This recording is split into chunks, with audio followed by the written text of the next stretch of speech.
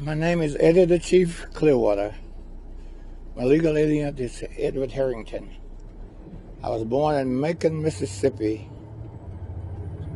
in 1935, 11035. So I lived in Macon, Mississippi up until the age 13, at which time I moved to Birmingham, Alabama. I stayed in Birmingham until I was 15, which I had an uncle in Chicago, and he wanted me to come to Chicago to pursue blues music because he knew that's what I wanted to do with my life. He wrote me a letter saying, you come to Chicago, you can pursue your dream, because there's people in Chicago that does nothing but play blues music. Well, he was speaking of people like Muddy Waters, Howlin' Wolf, Elmore James, Jimmy Reed at the time, and later on Junior Wells and Buddy Guy. They were all in Chicago at that time. And I thought that was a golden opportunity. So I jumped at it. I wrote him a letter, said, send me a ticket, I'll be on my way. And guess what? I was on my way to Chicago at age 15 on a Greyhound bus. Today reminds me of being on the bus again. But it was a joyful ride. The dream was to play music, but I just had a vision in my head that this is what I wanted to do. So my uncle opened a little country club in Mississippi, and he had a jukebox that had 12 records on it at the time. It was only hold 12 records, 12 7/8. And when the jukebox guy would come around and put records on it, he put records on it by Louis Jordan. And I discovered a song called Caledonia. And that lit my head up. I said, oh, this is great stuff. And later on, Ain't Nobody Here But Us Chickens, and all of the Louis Jordan recordings he would have on the jukebox. I only started playing in Chicago when I was 15 and 16 years old. But I was just fiddling around with it, just trying to get ideas together. Because I didn't have a guitar until I came to Chicago. Louis Jordan and Lightning Hopkins and John Lee Hooker. These are the people I got heavy influence with. Then later on, Chuck Berry. My uncle took me to a few clubs, blues clubs, I'm sorry about that. And I went to see Muddy Waters at the 708 Club. I went to see Muddy Waters at the Silvio's. It was a popular club in Chicago at the time for blues. And I just listened to people like that. And I would go every chance I would get. I would go and listen to Otis Rush and Magic Sam. We became good friends. And it was just an experience. And I would just sit there in awe, just listening and paying attention to what they were doing. It was so interesting.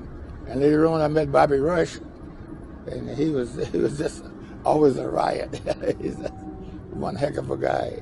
It gave me confidence. It gave me confidence to believe in myself, you know, and approach a couple of record companies about recording, because I had never recorded. I'd never been into a recording studio in my life, you know. So BB King came to Chicago, and I went to see his concert, and I got to talk to him for a few minutes. I said, let me ask you a question. There's a record company in Chicago by the name of Chess Records. And I said, but Chuck Berry record for Chess, right? If you were me, would you approach Chess Records or whatever company about a contract? Because at that time I was a Chuck Berry imitator in Chicago. And BB said, well, you're sleeping on your rights if you don't go and seek the opportunity that you're looking for. So you're sleeping on your own rights if you don't.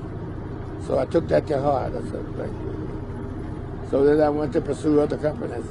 So I ended up getting with King Records. You know. My first gig was at I played for a dance. A friend of mine rented a hall, and they wanted a band to play. They had rented a hall and had an affair with for a club. So I got together 3 guys, had a 3-piece trio, and I went in and we played, and that was my first gig. A club owner named Lonnie Doyle, he had a club straight about a block from my house, and he found out I played music. So he approached me, he said, how about coming to my club and play this weekend? So I said, well, I wasn't sure. So he kept approaching me. So I said, okay, and I got my band together.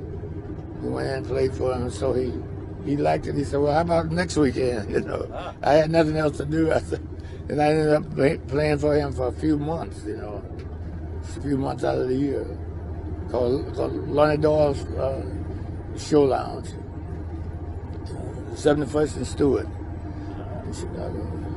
Jump Jackson, he was my first booking agent. That's the name that named me Clearwater, Jump Jackson, yeah. And he had some influence with the booking, so he started to send me places here and there.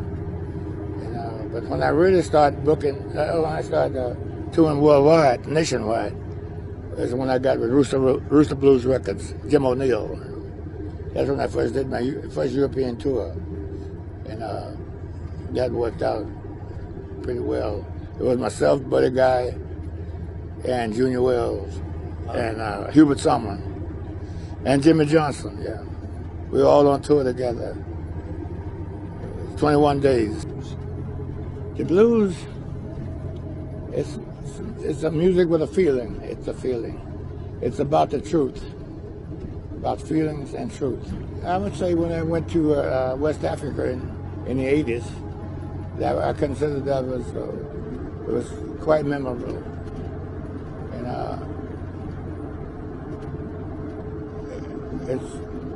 there's been many times I've had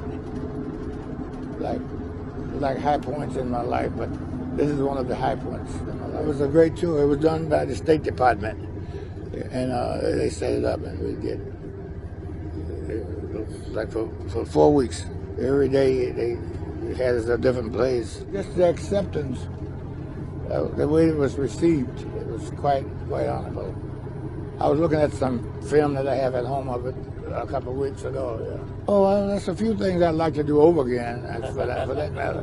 Yes, wouldn't we all? I can name a few, but I won't start now because it would take me too long to finish. Most fun. I'll tell you the truth. I'll tell you a short story. My wife and I have a grandchild. Her name is Gabriella. But her real and I called her Shoe Booty. That was her nickname, Shoe Booty. And some of the things that she would say when she was real young, it would just really crack me up, you know. And we took her to see Cat in the Hat. And about 10 minutes into the film, the cat jumped out and it scared her so bad. And she grabbed my wife around the neck and said, I'm all done, I'm all done. I said, well, the film has just started. Yeah, but I'm all done. And she was saying it so loud until the other kids couldn't hear the movie. So I said, quiet, the kids can't hear the movie. She said, yeah, but I'm all done. So I said, I'll take you out now. No, Mama Nene, she'll take me out. She didn't trust me anymore to take her out. That was a joy of my life. It's a lot of fun, but you have to really like it to do it. And that's one of the things I admire so much about Mr. BB King, because he lived what he believed in. And he was so dedicated to what he was doing. And until it was just remarkable, like all of the days, the nights he spent on the road, and spent in the recording studio. And he seemed to just always loved what he was doing. It was tough, but we had to really believe in what we were doing. Because I remember going to little towns, and there were no hotels. The first hotel I remember on the road was the Holiday Inn. Before that, there was no hotels that musicians could go to and get an accommodation. How'd you get by? Right, yeah. You just have to go to people's houses. You would have to find someone that would accommodate you in their house or whatever. We would just have to get in town and then ask questions. Ask people around, ask someone at the club or what have you. If you know if you could put up a few musicians. I remember doing it in Iowa once, in Des Moines, Iowa, and also Waterloo, Iowa. When I first went to Iowa, that's what I had to do. Live with this young lady. She said, "You all can all stay at my house," and that was a real accommodating thing. I love what I'm doing. I love the music, and I love people. And I love talking to the journalists and people like yourself. It's a joy just to be around music and people. I see some of the younger musicians. They're putting a different edge on it, but as long as they keep the foundation of it underneath, then it can remain very, very, very prosperous, because it's the foundation that really counts. I listen to Ronnie Baker Brooks is one of my favorites. He's a little bit young. Gary Clark Jr., that's the next person I was going to call, yeah, from Texas, yeah. He's one of the players that seems to have a very bright future. Jim O'Neill from Rooster Blues Records and Living Blues Magazine. He wanted to do an album on me in 1980. So I said, I want to wear my Indian headdress and ride a horse for the album cover, for the artwork.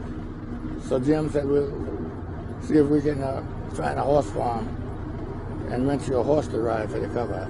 So he did, in Joliet, Illinois. They trusted me. They had confidence that I would take the right roads and never get into trouble.